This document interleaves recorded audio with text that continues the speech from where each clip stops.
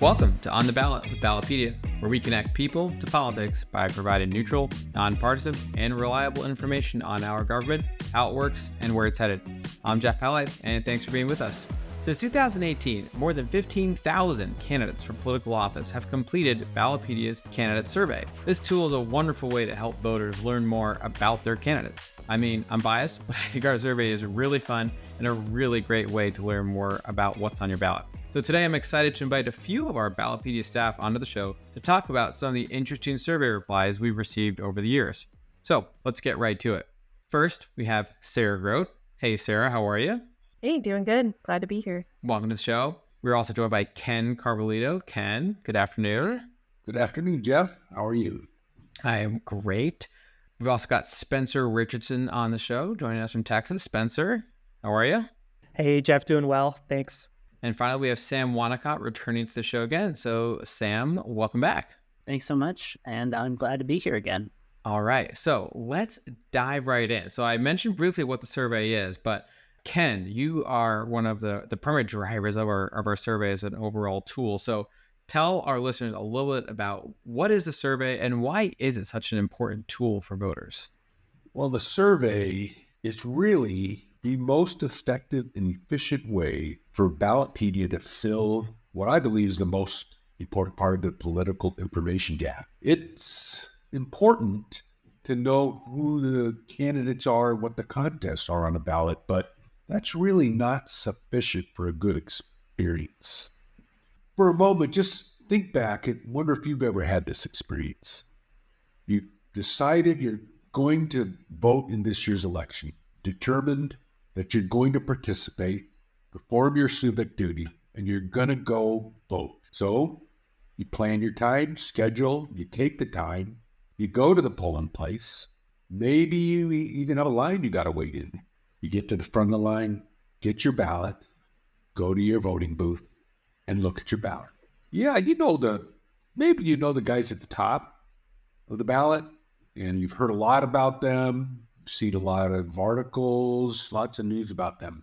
But as you look down your ballot, you see contests. Maybe it's a local mayor or not, or it's an auditor, or it's a coroner, and you see some names on there. And you said, wait, I don't know who these people are. And you turn over the page, you don't know anybody on the backside of the ballot. So what do? I guess you do the best you can. Walk out of that, maybe get your I voted sticker, but how do you feel about that? How did you feel about that experience? Yeah, unfortunately, we've all been there before, I think.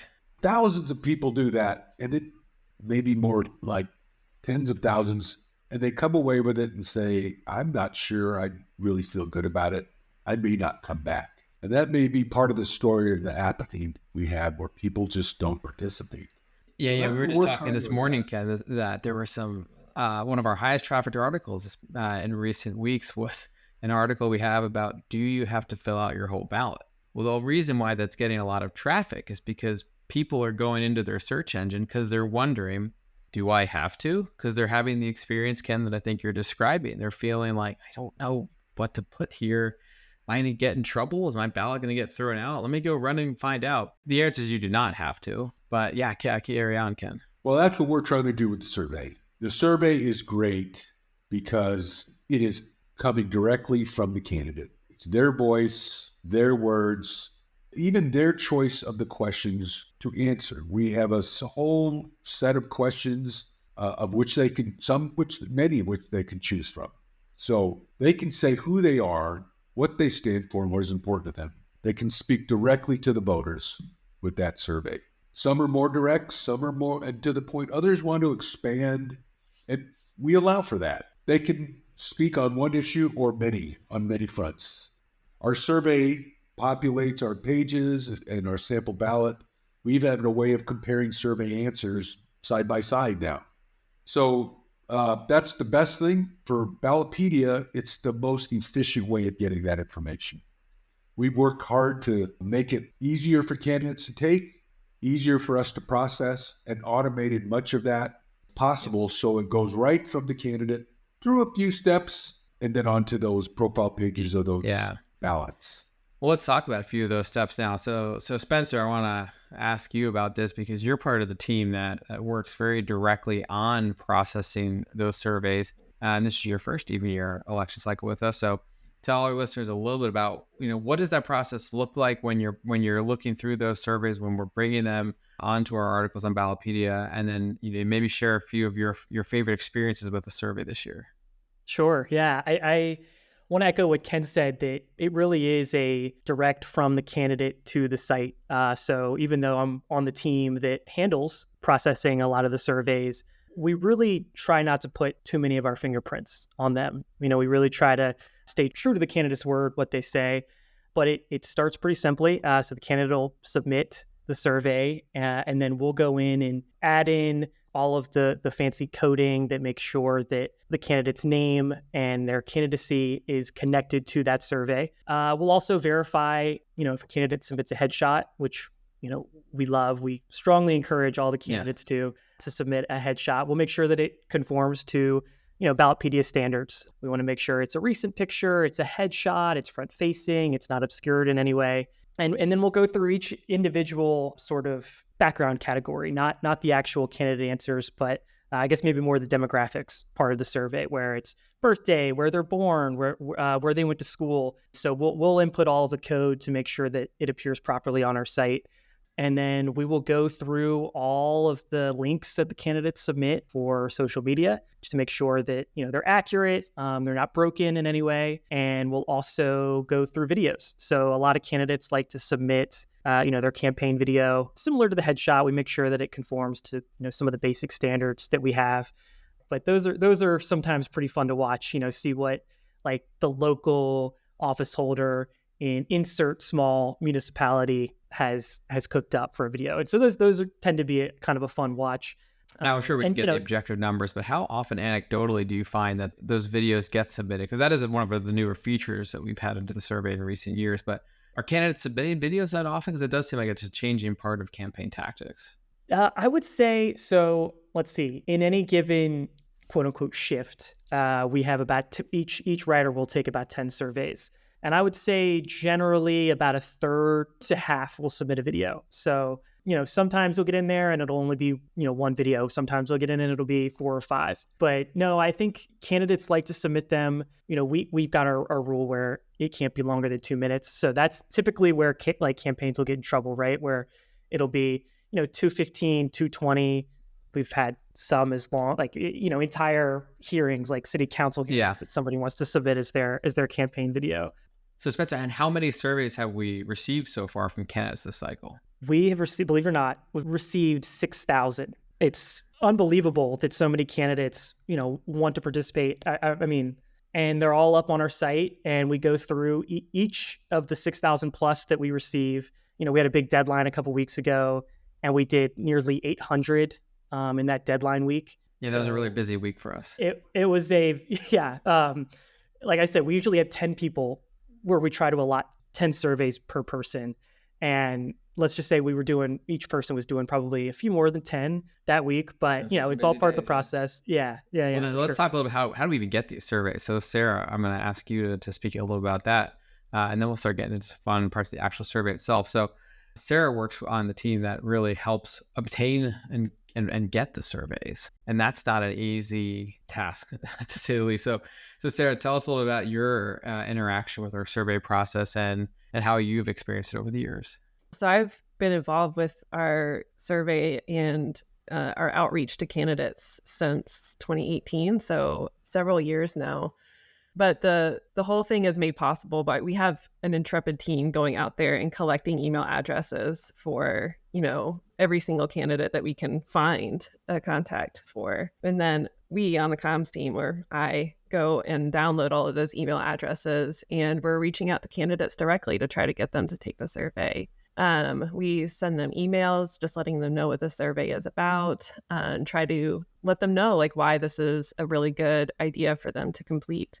We're doing that pretty much year round. If it's not for this year's election. It's for next year's election. That's right. We've already received surveys from the 2026 election cycle. So, and we verified those surveys. And that's a very interesting challenge in itself, right? To verify the validity of the candidate. So can you tell our listeners a little about that as well? Yeah, it's something that's super important to us. We've had a verification process in place since 2020. We try to offer a few different options for candidates, but most of them are actually submitting like an identification to us so that we can take a look at that and know, oh, this is the actual candidate submitting the survey and not an unauthorized actor or something like that. So that way we can know, like voters can know when they're looking at their surveys on the site that that's actually been submitted by the candidate themselves. Yeah, unfortunately, believe it or not, there are attempted fakes of candidate surveys. So this is a really important part of the sort of candidate validity process to go through that, and your team does a great job with that. So let's have a little fun now with the survey questions. So Sam, you spent some time reading through them. So what are some of your sort of favorite survey questions that you've seen? Yeah, I cover a lot of education issues, school board elections. So I find myself constantly reading responses from school board candidates. And I find this really interesting because, to sort of echo what Ken said earlier, like these are the candidates that will frequently fly under the radar. And, unless you're in Chicago, say this year, you might not even know that you're voting for a school board election. And to be clear, not every voter will vote on school board because not every school board member is up for election this year, but many will in November. So I really enjoy reading these responses from school board candidates. What's interesting is that we tailor our survey questions to the office that the candidates are running for. So you're not just getting, a bunch of generic questions that any candidate might respond to. You're getting questions that actually force the candidate to talk more deeply about why they're running for a particular office. And so some of the questions that I really like, and this is, again, just specific to the school board candidates because that's what I mostly focus on. But I love this question. What is the primary job of a school board member in your view? What could be a more important question for a candidate to answer and for a voter to read about? Another one that I find really interesting is, how do you feel like your school district handled the coronavirus pandemic? This is still a live issue in school board elections across the country. People differ very widely on their view of how long schools were closed, masking policies. These are live debates right now, and our survey gives voters an opportunity to really get into the weeds to hear what these important topics that candidates are talking about. Yeah, you've been writing a lot about that in Hall Pass, about ESSER funds and that, sort of forthcoming budget conversation that school districts are going to have. So yeah, those are some really interesting questions that you bring up there, Sam.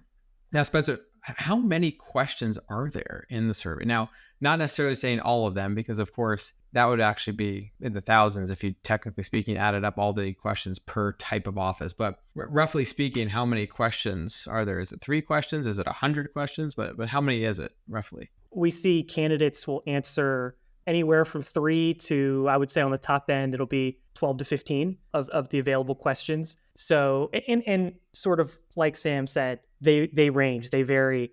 And what's also interesting is I think that candidates, it's not just what candidates say or how they answer, but it's which questions they choose to answer. Also says a lot about who they are, as a person, but also a candidate, sort of what sort of issues they take seriously or maybe prioritize over others. So I would say on the election team, the number of questions that we'll see answered typically range from that like 3 to 4 to 12 to 15 range.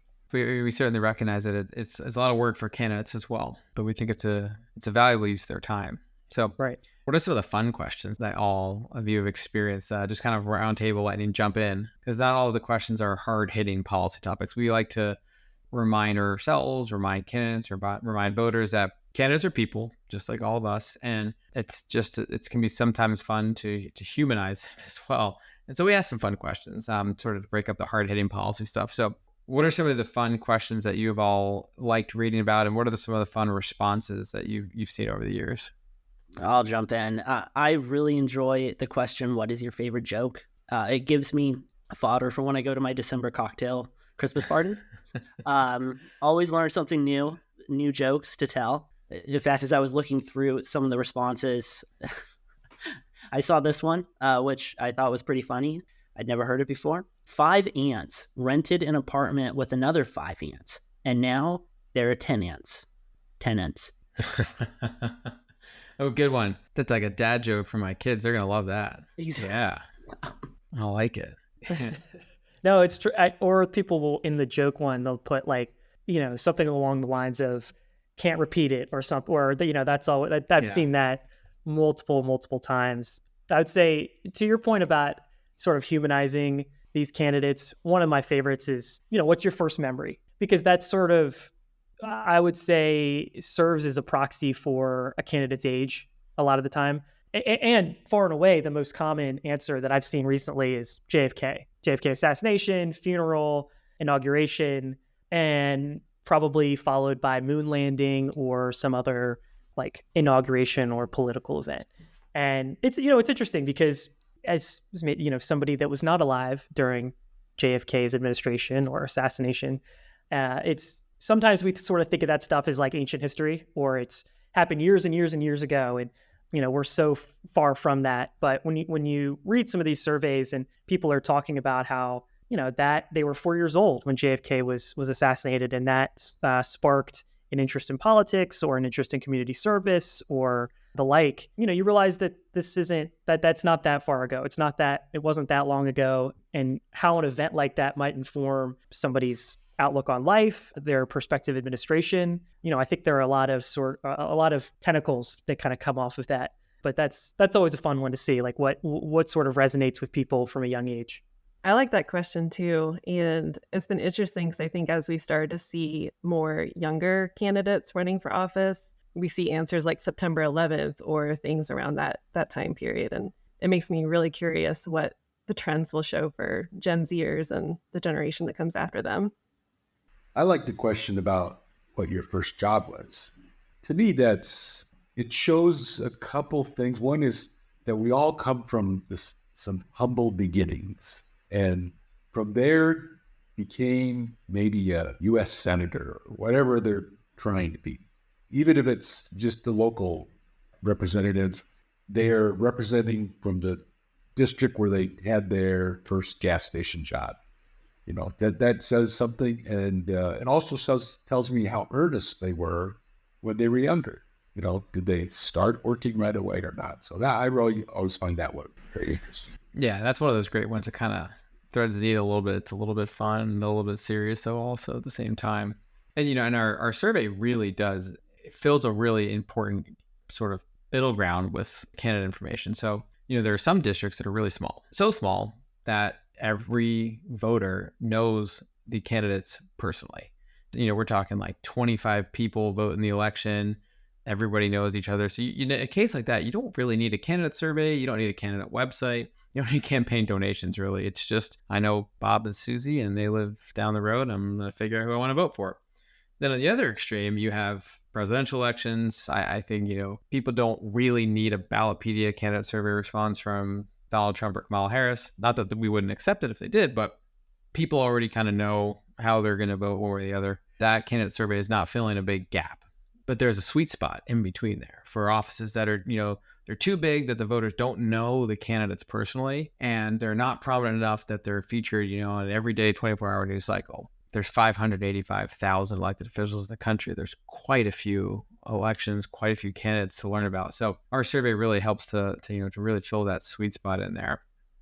Okay, so since it's Halloween, and my favorite question has to do with what superhero would you be, which is always really fun. We're going to go around the room real quick.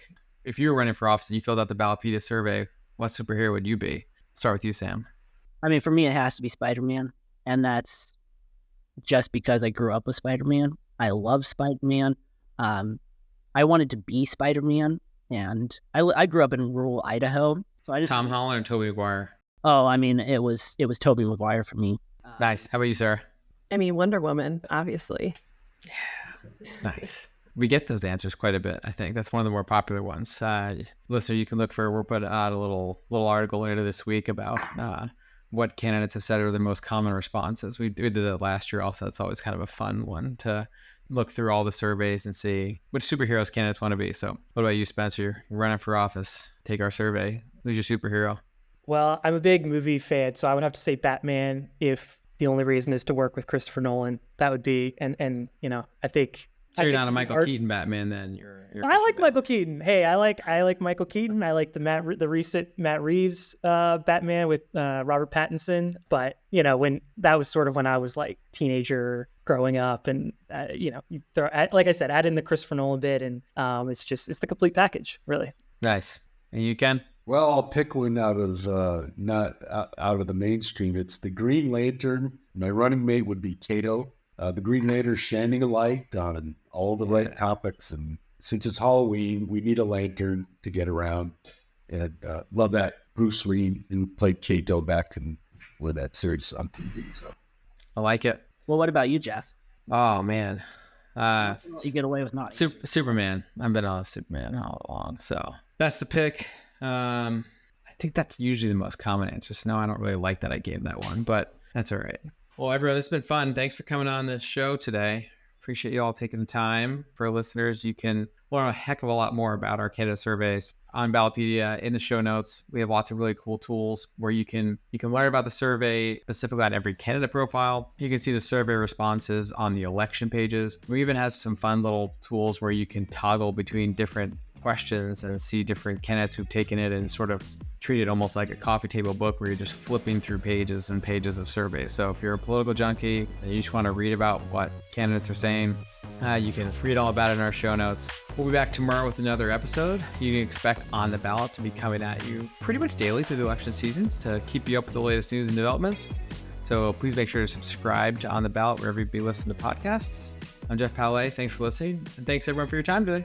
Thanks so much, Jeff. Yep, Thanks, Jeff. bye, good. Bye, everyone.